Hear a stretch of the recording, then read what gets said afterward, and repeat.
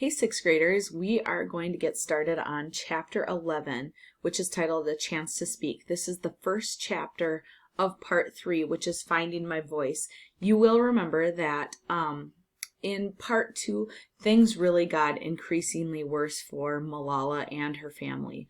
So we will see what she's up to here. Chapter 11, A Chance to Speak.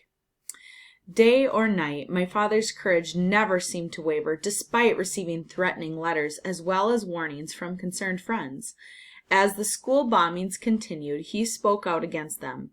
He even went to the site of one school bombing while it was still a smoldering wreck, and he went back and forth to Islamabad and Peshawar, pleading with the government for help and speaking out against the Taliban. I could see that my mother was worried at times. She would hug us so close and pray over us before we left for school and as soon as we came home. As she sat late into the night with her phone in her hand, trying not to call my father every hour.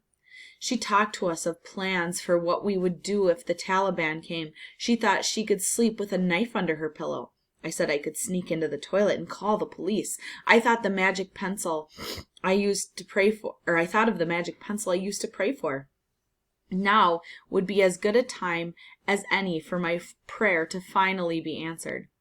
Back at school, my friends and I wondered what we could do. So Madame Mariam and my father worked with us on essays and speeches in which we expressed our feelings about the Taliban's campaign to destroy girls' schools and how much our school meant to us. We planned an assembly where we would make our speeches. We called it a peace rally, but it was just going to be a handful of us upper school girls. The day of the assembly, a Pashto TV crew arrived at school. We were excited and surprised. We didn't think anyone would care what a group of girls had to say about peace. Some girls were nervous, but I had given a few interviews by this time, and I was a bit more comfortable in front of the camera, although, truth be told, I did still get nervous. We were a democracy at the Kushal school, so every girl would get a chance to speak. The older girls went first.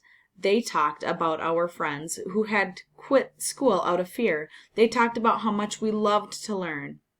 Then it was Moniba's turn. Moniba, our public speaking champion, stepped to the front and spoke like a poet.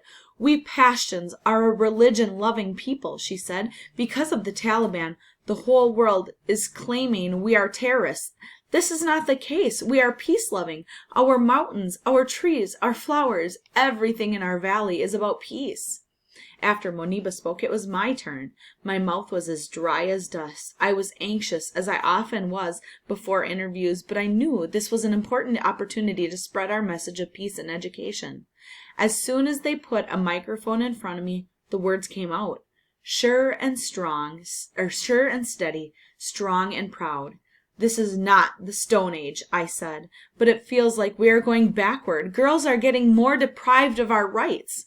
I spoke about how much I loved school and how important it was to keep learning. "We are afraid of no one, and we will continue our education. This is our dream." And I knew in that instant it wasn't me, Malala, speaking.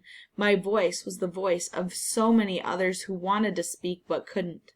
Microphones made me feel as if I were speaking to the whole world. I had talked to only local TV stations and newspapers, but still, I felt as if the wind would carry my words, the same way it scatters flower pollen in the spring, planting seeds all over the earth. And I had started a funny habit. I sometimes found myself looking into the mirror and giving speeches. Our house was full of relatives from Shangla who came to Magnora when they needed to go to the doctor or do some shopping. The kitchen was full of aunties gossiping, the guest room was full of uncles arguing, and the house was full of little children playing and crying and arguing. With all the chaos swirling about, I would escape into the bathroom and look in the mirror. When I looked in the mirror, though, I didn't see myself. I saw hundreds of people listening to me. My mother's voice would snap me out of my daydream. "Pisho," she'd say, "what are you doing in there? Our guests need to use the bathroom." I felt quite silly sometimes when I realized I was giving a speech to a mirror in the toilet. "Malala," I would say to myself, "what are you doing?" Maybe, I thought, I was still that little Malala who lectured an empty classroom. But maybe it was something more. Maybe that girl in the mirror, the girl who imagined speaking to the world, was the Malala I would become. So throughout 2008, as our SWAT was being attacked, I didn't stay silent. I spoke to local and national TV channels, radio, and newspapers. I spoke to anyone who would listen.